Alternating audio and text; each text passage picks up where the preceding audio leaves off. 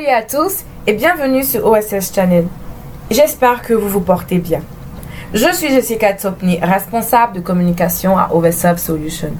Ce matin, nous parlerons de la notion de cahier de charge.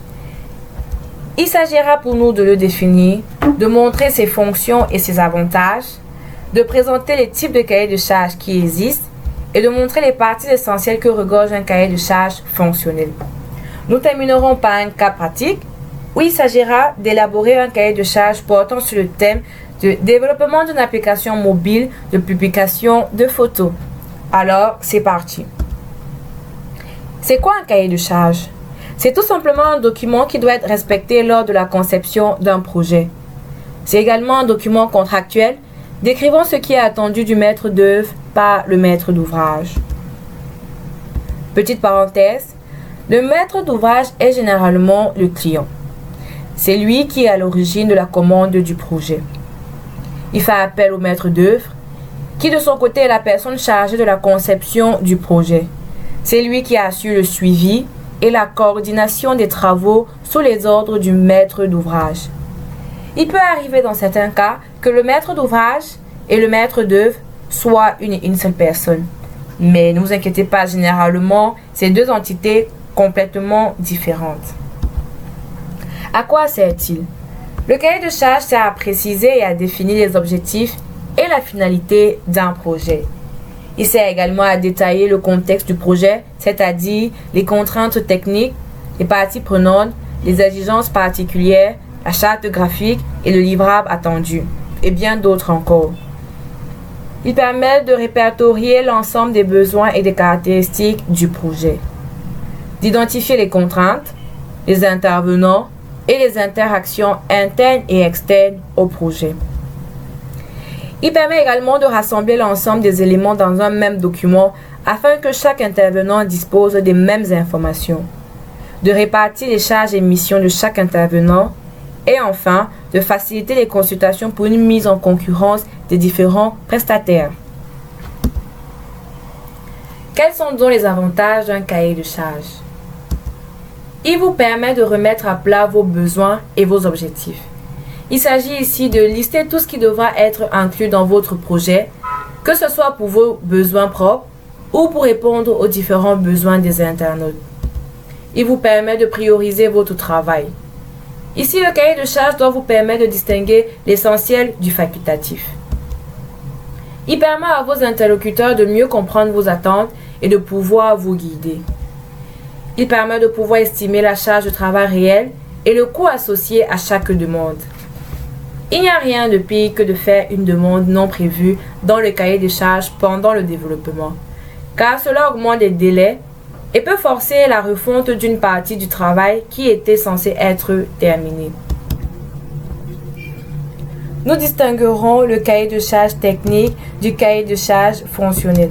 Le cahier de charge technique, comme son nom l'indique, c'est le détail de toutes les préconisations, de demandes et de contraintes techniques d'un projet. Il spécifie l'environnement technique, les langages et outils à utiliser, ainsi que leurs versions respectives, la faisabilité du projet, les modalités techniques sur le développement, les procédures, le recettage, la surveillance, les backups et bien d'autres. La liste exacte des fonctionnalités à développer avec le détail complet les concernant. Ce type de cahier de charge est sans aucun doute le meilleur, car il est plus complet et pratique pour un développeur et un intégrateur. Cependant, il n'est pas à la portée de tout le monde. C'est pourquoi il est préférable de le faire rédiger par un expert du domaine. Nous passerons au cahier de charge fonctionnel. C'est un document qui permet de définir les besoins, les tenants et les aboutissants d'un projet. Il contient notamment le détail du projet et des intervenants, l'étude des besoins, et enfin, l'analyse fonctionnelle. Nous poursuivons avec les parties essentielles d'un cahier de charge fonctionnel. Tout d'abord, je tiens à préciser qu'il n'y a pas une manière précise pour rédiger un cahier de charge fonctionnel. Ce que X mettra dans son cahier de charge, Y ne le mettra pas forcément. Cependant, il y a quand même des parties primordiales que nous devons retrouver dans un cahier de charge, notamment la présentation du projet qui ici est la base. Il s'agit de présenter votre projet, ce qui permettra aux interlocuteurs de comprendre ce que vous demandez exactement. Pas besoin de trop le détailler, allez directement à l'essentiel. La définition des objectifs. Il s'agit là de montrer tout ce que le projet va permettre de faire. La cible.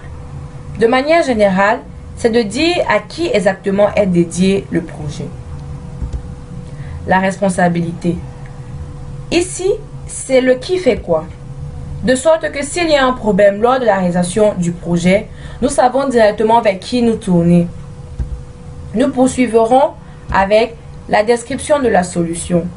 Il s'agit là de présenter les besoins fonctionnels et non fonctionnels du projet. Par besoins fonctionnels, nous entendons tout simplement les fonctionnalités du projet. Les contraintes générales. Il s'agit de la qualité de solution, du temps et de coût de développement.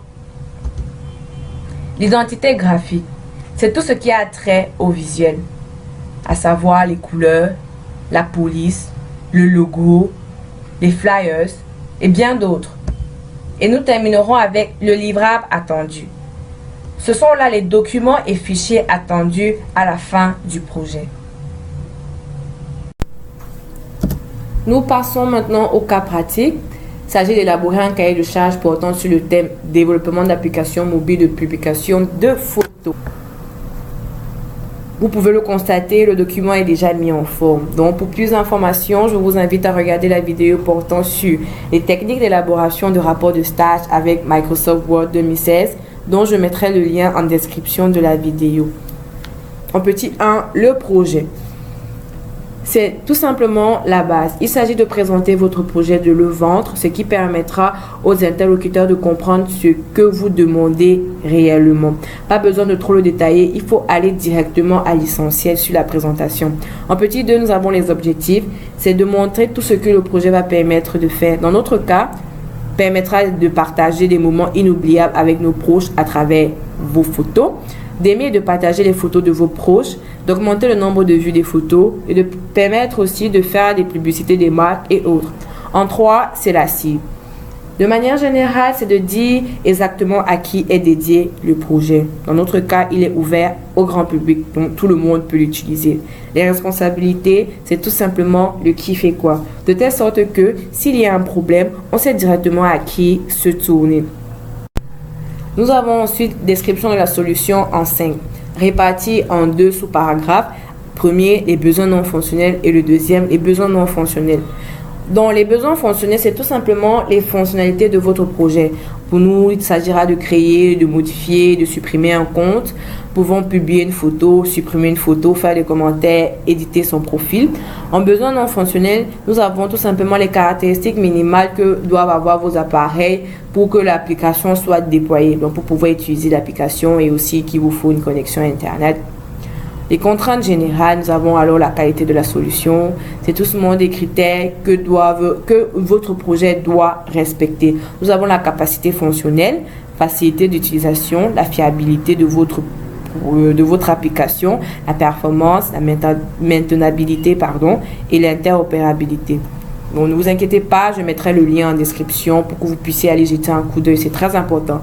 Nous avons le temps de développement. Dans notre cas, nous avons 1 mois qui nous sont alloués. En petit C, nous avons le coût de développement. Alors, nous savons 3 personnes sont affectées à cette réalisation en qualité de développeur d'applications mobiles. Donc, Freddy Kamga, développeur des services web API, Brice Bobda, notre développeur Xamarin, et Ibrahim Patouassa, notre développeur Ionic. Donc, un budget de 500 000 a été alloué pour le développement du projet réparti comme ci. Donc, la communication, le transport, le déploiement et autres. Dans le cas d'un essai, l'application a été développée sans coût de main-d'œuvre et tout le matériel nécessaire a été mis à notre disposition. Alors, l'identité graphique, c'est tout ce qui a trait au visuel. Comme vous pouvez constater, nous avons le logo, nous avons la police et les couleurs. Dans notre cas, nous allons utiliser les polices définies par chaque plateforme. Les couleurs choisies sont le bleu ciel et la couleur blanche. Les livrables entendus en 8, c'est tout simplement les documents et les fichiers que nous devons remettre à la fin de la réalisation du projet. Comme document, nous avons le guide utilisateur, le manuel de déploiement et les fichiers, c'est tout simplement les fichiers sources de programmes web iOS, Android et Windows Mobile, la sauvegarde de la base de données et les packages d'installation pour ces applications. Alors, comme quelques conseils à donner, il faudrait travailler par étapes, c'est-à-dire ne pas les brûler, ne pas aller trop vite dans vos démarches, y aller pas à pas et mollo mollo. Formaliser la demande pour poser les bonnes questions, à quoi servira le projet, que fait la concurrence, qui va le financer. Nous avons aussi décrit les contraintes, c'est-à-dire en termes de temps, de budget, de planning, de juridiction. Un projet se déroule sur une période donnée avec un budget prévu à cet effet. Nous avons aussi faire une relecture et une validation, c'est-à-dire il faut vraiment lire, relire, demander même à des personnes assez compétentes pour éviter les oublis, les erreurs et aussi avoir plus de conseils. Donc voilà, je vous dis merci. J'espère que la vidéo vous a plu et à très bientôt sur OSS Channel. N'oubliez pas de vous abonner, d'activer la cloche, de liker, de partager et de laisser vos commentaires si vous en avez. Merci.